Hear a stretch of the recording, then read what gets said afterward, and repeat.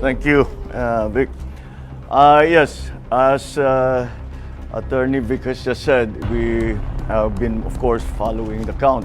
At ganun na nga, as of this hour, 98+% have already been counted at ang bilang ng boto ko ay nasa 31 million plus. Kaya't maraming nagtatanong ngayon na kahit na hindi pa ako napoproklama, maraming nagtatanong, many people have been asking, what happens next? And what are we doing now? Well, right now, syempre, ang intention ko is to hit the ground running.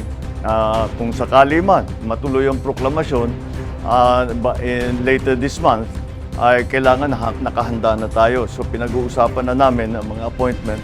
As I'm sure you can imagine, the economic managers are going to be critical for the next several years because of the pandemic and the economic crisis. So that is something that we are looking at very carefully. But it's not only the economic managers, lahat talaga ng positions, not only cabinet positions but even other agencies ay tinitignan na namin lahat. The process that we have established is that I am keeping the organization, our EXECOM, who ran the campaign. Sila talaga yung mga advisor ko. So we are keeping the EXECOM going, the executive committee going.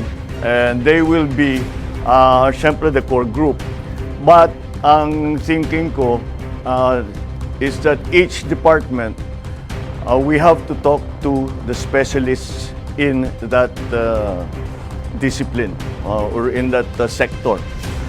For example, if we're going to talk about agriculture, we have to talk to all the best agriculturists, all the best workers in agriculture that we know. Tanong natin, sino kayang pwedeng magaling? The same thing with all the other departments. So there is a core group, and all the other departments are also will also have their own advisors that will advise the I suppose the standing committee and of course myself.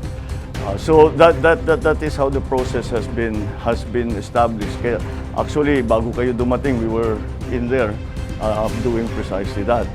I'm continued to be guided by, as I've said before, a competence and a willingness to work with the next administration. So we have removed, in our discussions, we removed immediately what their political leanings have been. Kung lumaban ba sa atin, kung sumama ba sa atin, that's not going to be part of the discussion. I'm also guided by the critical areas that we talked about during the campaign. So yun ang mga inuuna natin. Of course, the economy, prices, it's the price of energy, lack of jobs, education, infrastructure, all of these areas that are going to be critical in the next few years. So ganun ang aming ginagawa, and that has been the process. That has been the process so far. I'm also guided by the fact that 31 million of our kababayans have voted for unity. And I am guided by that in the sense that I will continue to work for a government, an administration that gives voice to everyone who wants to help. We may not agree, we may not in the end do, we might do exactly as they say, but whatever it is not important who the messenger is. The importance is going to be the message. In the next few days, I will be talking to you. Baka every day there will be something to announce because marami na talaga kami ginagawa. So in the next few days, we will continue to keep you informed about what's going on. And I think I am already authorized to announce the first nominee that we will be giving to the Commission on Appointments when the time comes, should I be proclaimed. And that is that our incoming Vice President has agreed to take the brief of Department of Education. So si Inday Sara, sabi niya kaya niya, tinanong ko sa kanya kung kaya niya yung trabaho dahil mahirap ang trabaho ng Secretary of Education.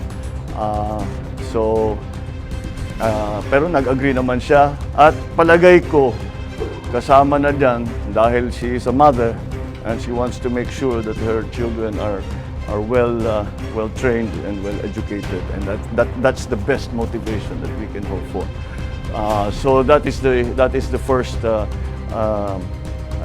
announcement that I can make that has come out of this process. So again, it is 31 million. I know the counting is not over. It's not yet official. But I can always say, I always guided and I always look to the fact that 31 million of our countrymen voted for unity. 31 million of our countrymen have agreed to unify and help us unify the country. And those are the basic principles that we continue to follow. So I won't be taking any questions as I have very little more to announce. So thank you very much. Good evening.